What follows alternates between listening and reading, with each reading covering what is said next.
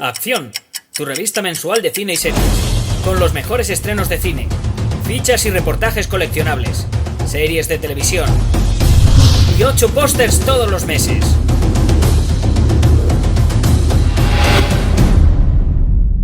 Búscala en tu kiosco. Hola, muy buenas amigos, amigas, seguidores, seguidoras del canal Acción Cine en YouTube. Aquí estamos otra vez, Jaime Vicente Echagüe. Convocado por Juanjo. Juanjo nos ha pedido que hablemos de esta peli del año 1987, dirigida por Richard Donner, con Mel Gibson, Danny Glover, Gary Busey, Michelle Ryan, entre otros, una película titulada Lethal Weapon, Arma Letal. Juanjo, muchísimas gracias por tu petición y por traernos una de las películas emblemáticas en lo que se refiere al cine de acción de esa década dorada. Entiéndase esto como quieráis, que son los años 80.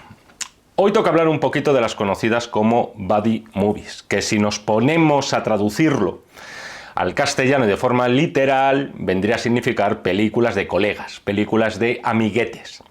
Pero en realidad, ¿qué eran las buddy movies? Eso lo sabéis igual que yo. Ese tipo de películas que se trataban en general de comedias policíacas o directamente policíacos, vamos a decir que serios, pero con tintes cómicos. Habitualmente teníamos siempre a una pareja protagonista, conformada por un hombre blanco, un hombre negro, de caracteres más bien antitéticos, opuestos, se suelen llevar siempre mal al principio, chocan en un montón de cosas, no se pueden ni ver, de hecho de vez en cuando incluso hasta se pelean a puñetazos, y sin embargo poco a poco va surgiendo entre ellos, qué pausa dramática me ha quedado aquí, una camaradería, y sobre todo la inteligencia suficiente como para saber que ambos dependen el uno del otro para hacer frente a un mal común y mucho mayor de las molestias que les pueda ocasionar el uno al otro.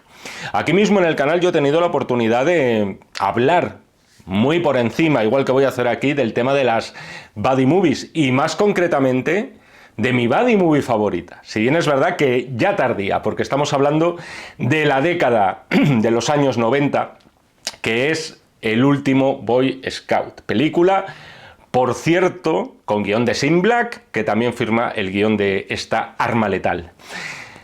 Sin embargo, si nos ponemos a hacer un poquito de arqueología cinematográfica, ¿dónde encontramos este tema primigenio de las buddy movies?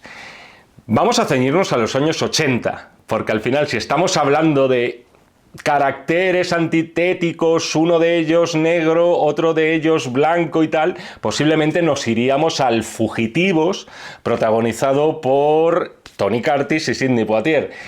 Estoy refiriéndome a la década de los 80. Posiblemente yo creo que la película que de verdad inspiró este subgénero y sobre todo el boom que experimentó las buddy movies, yo creo que la rodó a principios de los años 80 Walter Hill, respondía al nombre de Límite 48 horas, protagonizada por Nick Nolte y por Eddie Murphy, que para mí está en el top, y por el top quiero decir top, o sea, la primera para mí de este subgénero.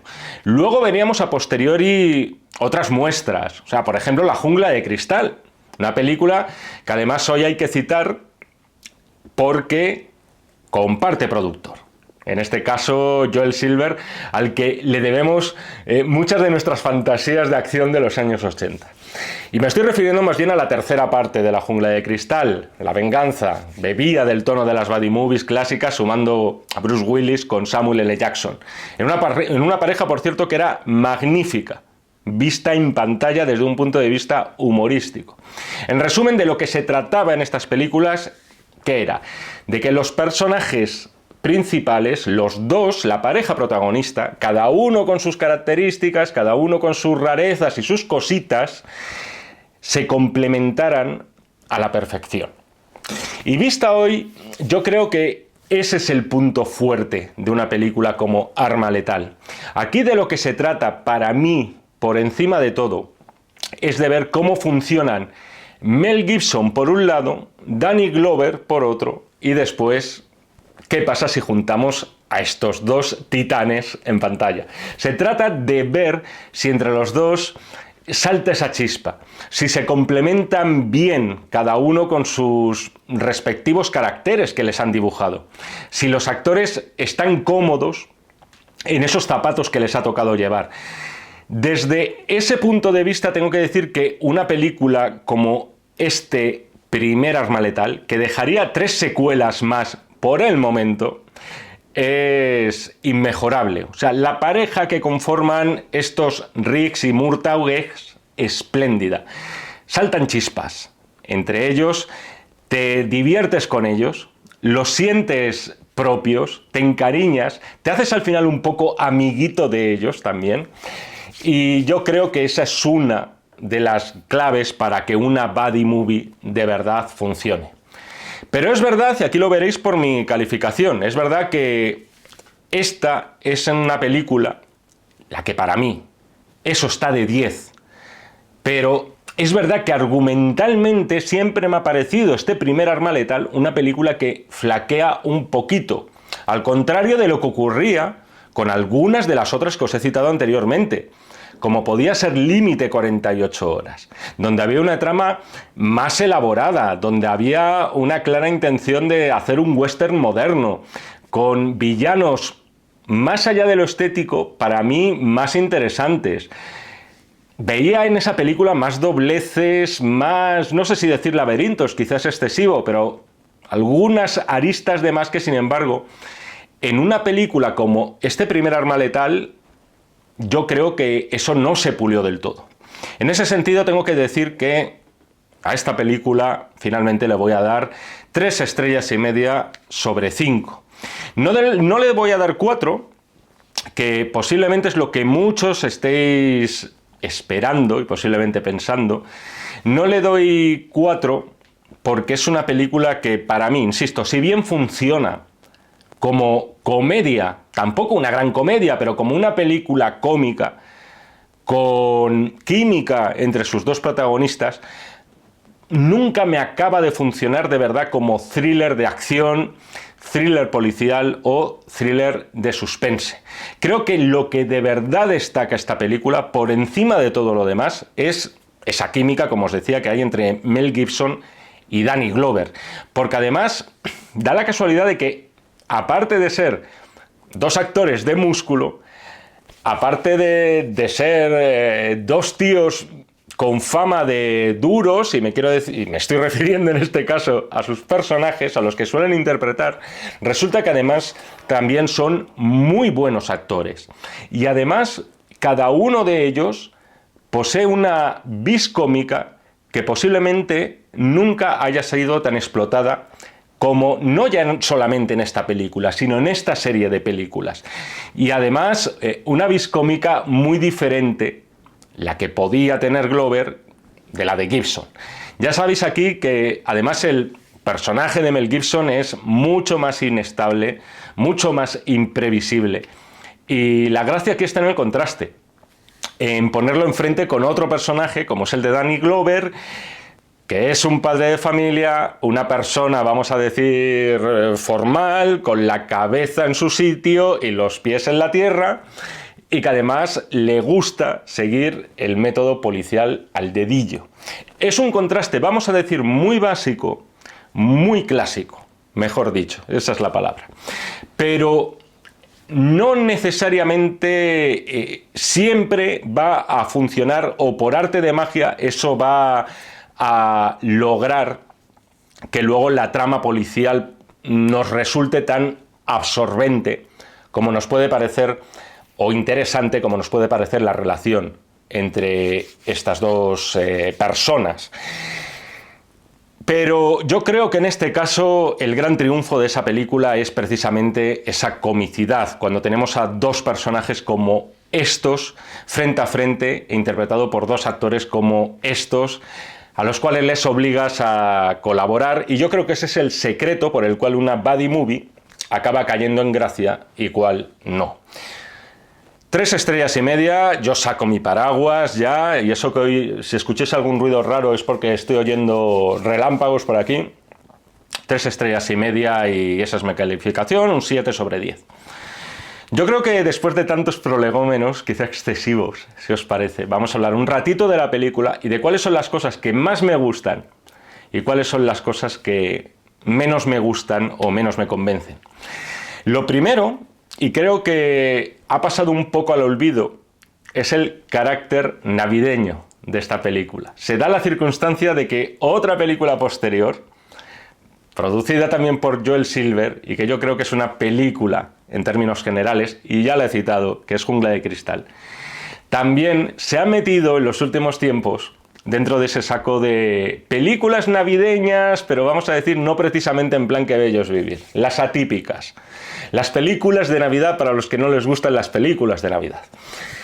Está ambientada en Navidad la película y tiene cierta relevancia el hecho de que está ambientada en Navidad, pero nadie podría considerar que es una película navideña. Digamos que eso, La Jungla era de ese tipo de películas navideñas pero no navideñas, y tenemos aquí Arma Letal, también la podríamos meter perfectamente en ese saco, y sin ir más lejos es que se abre directamente con ese Jingle Bells que todos conocemos, que todos escuchamos en los centros comerciales cada vez que ponemos un piececito en época navideña. Y eso ya es cierto que ayuda, a mí es algo que me gusta. Ya nos sirve para meternos de lleno en un ambiente diferente en lo que se refiere a un thriller de acción. Insisto, esa originalidad hay que anotársela a esta película, porque se adelantó en eso un año antes a La Jungla de Cristal. Quién sabe, quizá a Joel Silver le gustó esto de ambientar una película de acción pura y dura en la época navideña y, visto el éxito que tuvo, decidió replicarlo posteriormente en Die Hard, y la verdad es que no le salió para nada mal. Independientemente, perdón, de que sea una película ambientada en Navidad, lo que es Arma Letal es una película también 100% años 80. Tenemos rostros con los que nos hemos encariñado mucho de esos años, como es el caso de Gary Busey, que va a ser quizá el malo más memorable que nos va a dejar esta película. Pero luego más cosas de los años 80. Aparte tenemos también en los créditos iniciales, ponernos en pie todos, por favor, el nombre de Eric Clapton. Por lo tanto, sus punteos de guitarra van a estar sonando de vez en cuando, sobre todo después son muy perceptibles en una de las primeras secuencias que vemos, que es en la playa. En todo caso, la banda sonora aquí está confirmada por Michael Kamen, que no en vano era rockero en sus orígenes y además trabajó con algunos de los más grandes. Todo ello, insisto, nos mete de lleno, nos pone un cartelito, mejor dicho, que nos dice bienvenidos a los años 80. Y además tiene un comienzo también muy propio de esa época esta película, con esos planos aéreos de la ciudad, ese ático, esa mujer en topless, cómo no, metiéndose cocaína sobre una mesa de cristal. Bienvenidos a los años 80, chavales, esto es un documental, así eran. Es una bromita, perdonadme. Y luego, justo después de eso, bueno, a lo mejor parte era así, o por lo menos la sociedad de Los Ángeles de aquella época. Aquí en los madriles ya os digo yo que estas cosas no era habitual verlas. Luego después tenemos a la chica que se tira por la ventana y cae sobre un coche, y es entonces cuando decimos, además de todo lo que yo os he dicho, esto es una película o un thriller policíaco producido por Joel Silver. O sea, de verdad, o sea, era al final en una película de Joel Silver de los 80, todos le intentaron imitar, la mayoría de las veces fracasaron porque tampoco se acercaban los presupuestos a los que contaba Silver, pero sin embargo, tema coches, tema destrozo de coches, tema volar coches por los aires, en eso Joel Silver, digamos que merecía un Nobel. Cuando os decía antes que la película juega al contraste entre las dos personalidades, quizá me he quedado corto. No es que juegue al contraste, es que de lo que se trata es de contrastar desde el mismo principio de la película, incluso con sus formas de vida, a estos dos personajes. ¿Qué vemos al principio? Por un lado tenemos a Roger Murtaugh, padre de familia, típico padre de familia norteamericano, con unos años de más, con esa idea muy fija de querer jubilarse. Un tío estricto, es verdad, pero a la vez, joder, parece enrollado, es decir, un tío del que te puedes encariñar. De las cosas que me llaman la atención, o siempre me ha llamado la atención de Danny Glover, es lo siguiente. Hay actores que en su mayoría suelen interpretar, casi siempre de verdad, comprobadlo, suelen interpretar personajes de menor edad de la que en realidad tienen. Os diría que de hecho ocurren bastantes, más de la mitad de las ocasiones, que al revés, de interpretar a alguien más mayor de tu edad como actor. Danny Glover entraría en ese segundo grupo, no en el primero. Es decir, Danny Glover es precisamente justo lo contrario. Siempre ha parecido ser un tío de más edad de la que en realidad tenía. Es que en esta película, haciendo así los cálculos, quizá como muchísimo, este hombre tenía unos 41 años. Y posiblemente, eso no en el estreno, posiblemente la rodó con 40. Y ya estamos hablando de un personaje que, como bien sabéis, está deseando jubilarse, ya está pensando en la retirada. Y no tanto porque esté hastiado de su trabajo, sino por edad, porque le pesan los años. Es decir, se supone que Danny Glover posiblemente encarne aquí a una persona bastante más cerca de los 50 años que de los apenas 40 que en realidad tenía. Os decía lo del contraste entre personajes. Así, a modo de montaje paralelo, como contraste tenemos al personaje de Murtaugh, tenemos a Martin Riggs en su caravana con una pistola en la mano. La foto de su... Al principio no sabemos muy bien qué puede ser, o sea, si puede ser la ex, luego sabremos que en realidad está viudo. Carga la pistola con una bala, se la mete en la boca. El detalle de Bugs Bunny en televisión deseando feliz Navidad en ese momento es un detalle maravilloso, es muy chungo en ese instante. Y todo este momento del intento de suicidio, vamos a llamarle algo así, o tentativa, interpretado por Mel Gibson, está precisamente eso, muy bien interpretado. Además, tiene varios detalles. Vemos también ese instante, en un instante, vemos el anillo de casado en la mano, lo cual todavía nos hace pensar más, está casado, le ha abandonado su mujer, ¿qué ha ocurrido aquí? Ya nos estamos montando películas en la cabeza sobre cuál es la situación de este hombre que desde el principio de la película, y esto también es interesante, le vemos abajo del todo, tocando muchísimo fondo. Yo os digo que todo lo que se refiere a los dos personajes principales de Arma Letal, a mí me parece lo más interesante, me parece lo más sugerente de la peli. Antes, previamente a esa presentación de la caravana, donde malvive este hombre, hemos tenido la secuencia de la droga, que además es una de esas secuencias cómicas que Mel Gibson borda. O sea, ese trato de los $100, cuando los cuenta uno a uno los billetes, cuando en realidad lo que le están pidiendo son 100.000. O sea, en principio pensamos que se está haciendo el loco, y en parte así es. Lo que pasa es que poco a poco nos vamos a dar cuenta también de que quizá no se está haciendo tanto el loco este hombre, sino que es que directamente está para que lo aten. De hecho, hay un pequeño monólogo, unos minutos después, del personaje de Mel Gibson, en el que dice que él busca una razón para no matarse y se pone la pistola bajo la barbilla. Y la reacción de Danny Glover es: tú no quieres que te den una pensión, tú no te estás haciendo pasar por loco, es que verdaderamente lo estás. Es verdad que esto no lo he comentado, pero hay ciertas sospechas de que quizá el personaje de Riggs está disimulando o sobreactuando para cogerse una paguita de por vida. Por cierto, recuerdo haber leído, antes que os he dicho el momento de la pistola en la boca con Bugs Bunny en la televisión, recuerdo haber leído, y por tanto posiblemente no sea verdad, que Franco Zeffirelli quedó tan impresionado por ese momento, no esperaba esa interpretación en ese instante de Mel Gibson, que decidió ir a por él para interpretar a Hamlet en esa adaptación que se rodaría 3-4 años después aproximadamente de esta película. Dicen.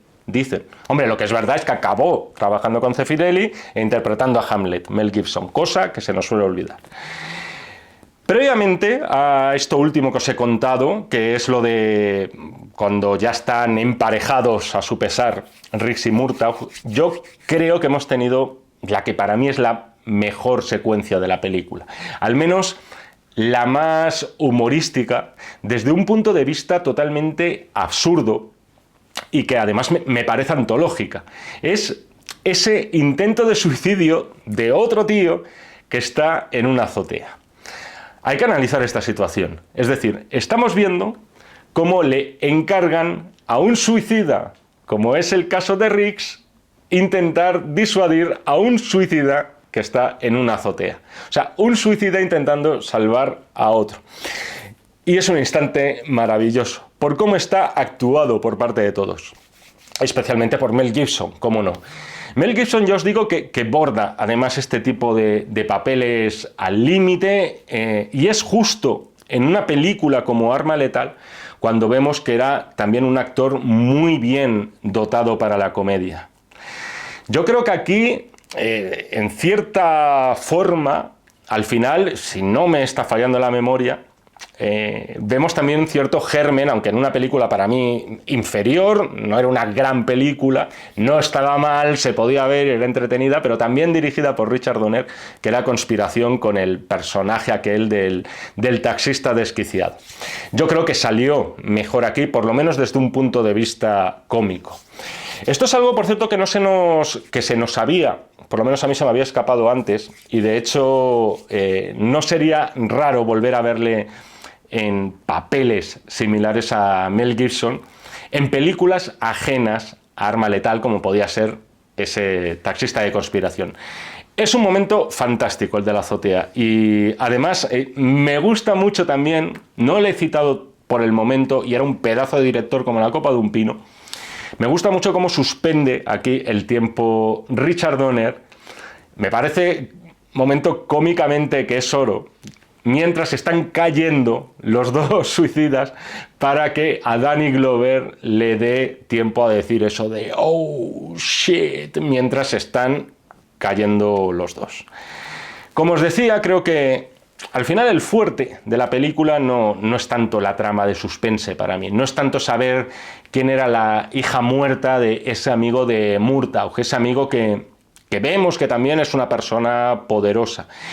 Y tampoco me parece, incluso os diría que tampoco me parece el fuerte todo lo relacionado con el secuestro de la hija de Murtaugh que vemos posteriormente.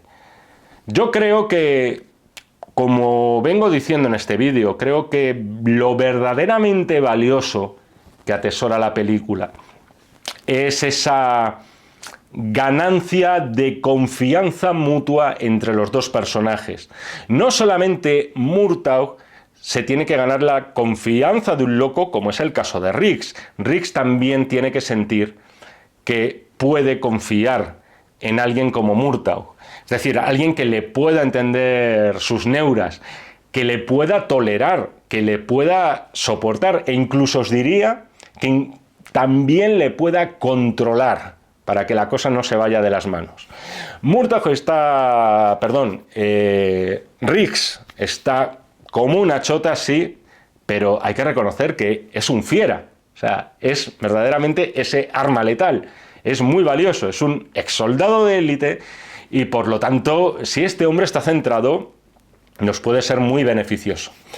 Hay unas cuantas secuencias que ilustran bien para mí lo que es el acercamiento entre estos dos hombres a lo largo de la peli. Y se nota, o yo por lo menos percibo, que a Donner le interesaba más toda esa parte del guión de Shane Black, que es verdad que luego este guión se retocó bastante, si investiguéis un poco sobre el tema, le interesaba más todo eso que la parte thriller. Por ejemplo, cuando acaban de cenar en la casa de Murtaugh, la casa de la familia, están los dos en el jardín y Murtaugh le pregunta eso de que si de verdad le gustó la cena. Y él responde un no. muy directo. Y Murtaugh, en lugar de ofenderse, o decir, coño, cabrón, si la ha hecho mi mujer, un poco le gusta eso. Le gusta que Riggs sea sincero con él. Son varios los detalles de cómo se van ganando mutuamente la confianza. Y entre tanto, se pueden disfrutar de situaciones estrambóticas. Por ejemplo, cuando Murtaugh se despierta en la cama y ahí está Riggs con un café en la mano para recibirle. O sea, es un momento también fantástico. Como decís los chavales a día de hoy, es bastante creepy y da bastante cringe por parte de Riggs. Las secuencias de acción que a Richard Donner no pusiera, vamos a decir, tanto cariño en lo que son las tramas de suspense, como sí que la pone en la parte más emocional de la película, no quiere decir que las secuencias de acción estén hechas de cualquier manera y de forma chapucera. Más bien todo lo contrario. Aunque aquí, más de hablar de secuencias de acción, yo hablaría de secuencias de explosión. Por ejemplo, esa explosión que tiene lugar en la casa, la cual ambos van allí a investigar, y pequeño detalle que me ha gustado mucho, justo en el momento de la explosión, un poquito antes, vemos pasar a un avión en ese instante. O sea, Donner puede que le entusiasmara más la idea del contrapunto de personalidades, pero creo que era un maravilloso director, especialmente dotado para la acción, un excelente artesano para las secuencias de acción. Se ve mucho, en todo caso, la mano de Joel Silver, porque ya os lo he dicho antes, a Joel Silver le chiflaban las explosiones, y cuanto más grandes mejor. Yo no creo que tuviera un fetichismo de explosiones el bueno de Joel Silver, sino que más bien sabía que money, las explosiones, cuanto más gordas, más estruendosas, más público iba a verlas diciendo, esto lo tienes que ver en pantalla grande, macho, no te lo vas a creer.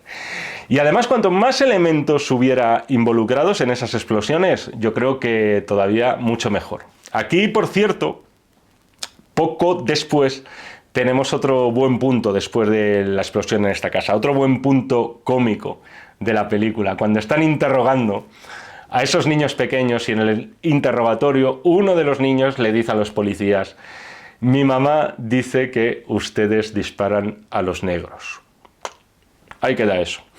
Ya os digo que veo en esta película muchas veces más que una trama, vamos a decir, fluida y natural y orgánica, veo a veces más una colección de secuencias.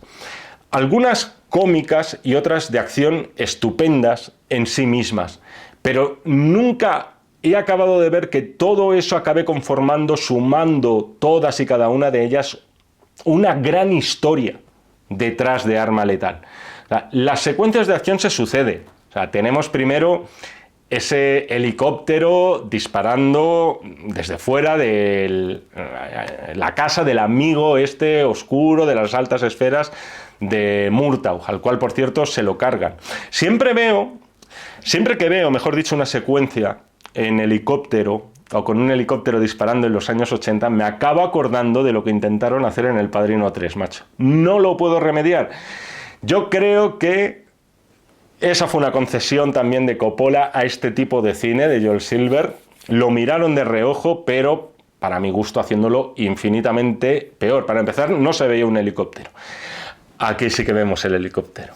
Luego, después tenemos la secuencia en el desierto. Además, con un plan muy digno de la mente de Riggs. Ahí oculto con ese rifle con mira telescópica. Y luego, por supuesto, está la secuencia de la tortura. Esta es una de las secuencias por las cuales yo creo que más se recuerda una peli como Arma Letal. Sobre todo por ese electroshock que le están suministrando a Riggs. Y además, oye, echándole agüita por encima, que eso siempre jode más, ¿no? Y por cierto, la tortura a la que le someten a Murtaugh tampoco es mucho más benigna. O sea, echándole sal en las heridas. De esto no me acordaba. O sea, ¿vosotros qué elegiríais? Electroshock con agua, sal en la herida. A mí la verdad es que me cuesta decidirme porque eso me hace sentir como un niño en una tienda de caramelos. Los villanos. Los villanos, como ya os he dicho antes, tienen mucha presencia, y con eso no quiero decir que tengan una presencia recurrente en la película, sino que son unos villanos de muy buena percha, una muy buena percha física. Es el caso de este señor Joshua, encarnado por Gary Busey, que en realidad no es el final boss, bueno, lo va a ser, pero en realidad se supone que no es el que está encima de todos. No es el villano jefe, pero vamos, prácticamente lo va a acabar siendo. Y luego, antes está ese otro conocido como The General, que está encarnado por Michael Ryan. En este caso, un villano, vamos a decir, más sofisticado y elegante. La persecución después en la calle, cuando los dos polis consiguen liberarse de sus ataduras, ellos a pie, los malos en el coche, me parece también un golpe de originalidad. Es decir, que no sea la típica persecución automovilística, sino que sea una persecución en la cual los dos protagonistas están en clarísima desventaja. Ellos a pie y además bastante malheridos. Pero sin embargo, para mí, de verdad, lo más controvertido de esta película, lo que más me saca de Arma Letal, y lo digo para mal, es la pelea final con el personaje de Gary Busey, con este Mr. Joshua. Está ya atrapado, está ya reducido, va a ser carne de presidio, y todos esperamos que por muchos años. Hay un ejército rodeándolo, y sin embargo, oye, el bueno de Riggs se quiere dar un gustito, se quiere dar ese capricho de policía que ha cumplido con su servicio, y en este caso se dice, hombre, tan fácil no, vamos a batirnos cuerpo a cuerpo y además con nuestras manos como únicas armas. Todo eso con la policía alrededor, mirando con un helicóptero desde el cielo y alumbrando toda la secuencia como si fuera en realidad una gran pista de circo, que posiblemente es lo que sea, o lo que se presenta o lo que se pretende en ese instante. Y por supuesto, Mel Gibson diciéndole a los policías que ni se os ocurra meteros entre medias. Este es mi momento.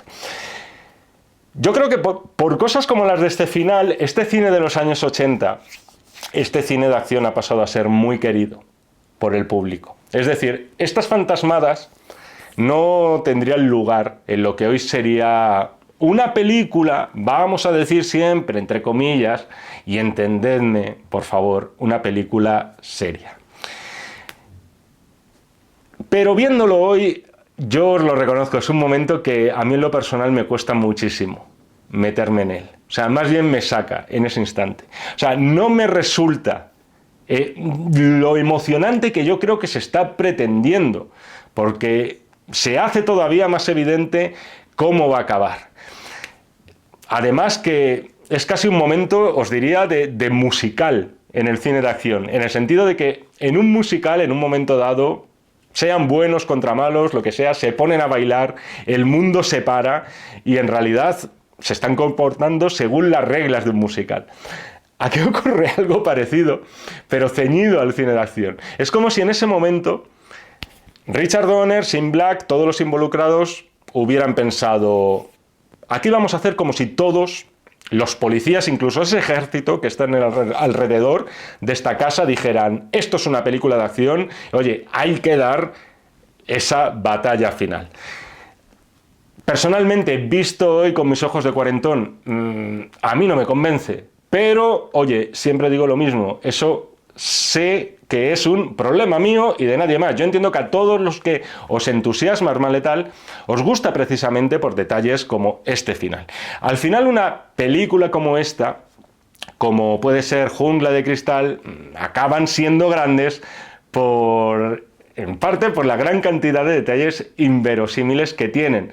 Pero ya os digo que pocas veces me oiréis decir, no, es que es imposible que el protagonista en el último momento pueda sostener todo el peso de su cuerpo y colgarse de un puente. Ese no es mi problema. O sea, no tengo ningún problema con las leyes de la física. como ocurre habitualmente en el cine de acción. Doy por hecho que es una película. Doy por hecho que los protagonistas, como en el cine de terror, no siempre van a tomar la mejor decisión, porque si toman la mejor decisión posible, no hay película. Pero en esto en concreto, esta pelea para mí es un desafío a las convenciones dramáticas de un guión. Soy consciente de que Arma Letal al final es una película más de cachondeo que una película seria. Es una película donde todo explota. Es una película en la que se descerraja una cantidad innumerable de tiros. Pero yo creo que una cosa son las leyes de la física y otras cosas son las leyes dramáticas de la dramaturgia, y siempre me cuesta creerme, a mí por lo menos, meterme en esa pelea final que se está produciendo con los policías como sujetabelas. Por otro lado, vamos a darle al César lo que es del César.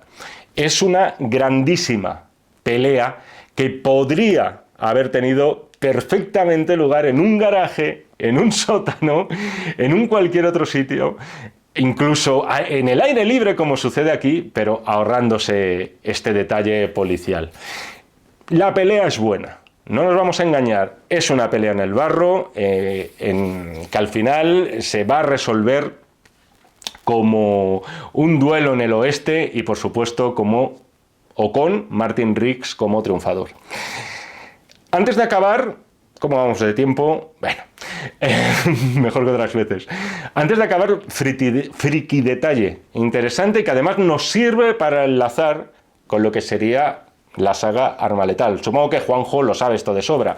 Los que sois fans lo habréis visto, lo conoceréis, pero se hace muy visible en un momento dado en la nevera de la casa de los Murtaugh un imán con algo colgado que parece hacer referencia a la situación que por aquel entonces se vivía en Sudáfrica. Como bien sabéis, un par de añitos después se estrenaría Arma Letal 2, película en la que se introduce además el personaje de Joe Pesci y en la cual los malos van a ser una pandilla de traficantes, en este caso una pandilla de dealers, ¿de dónde? Surafricanos. Buscado o no, al final había ese huevito de Pascua, ese avance escondido en una película como Arma Letal, posiblemente antes de que hubiera la certeza de que se iba a rodar una secuela.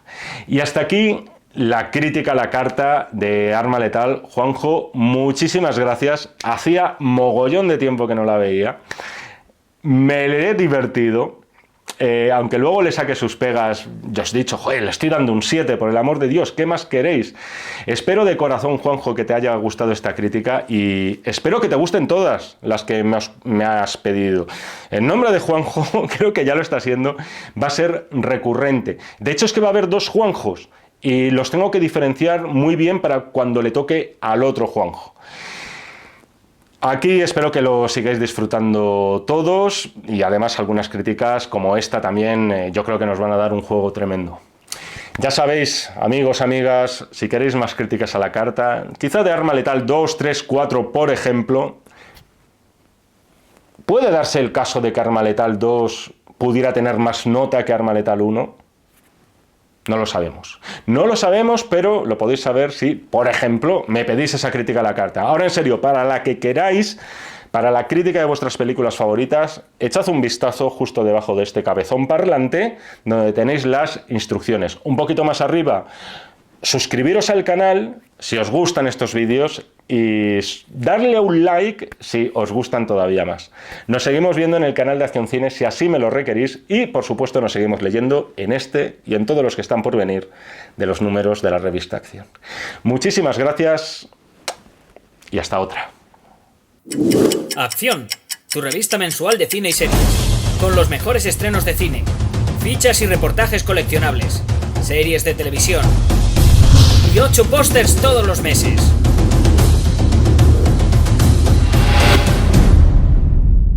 Búscala en tu kiosco.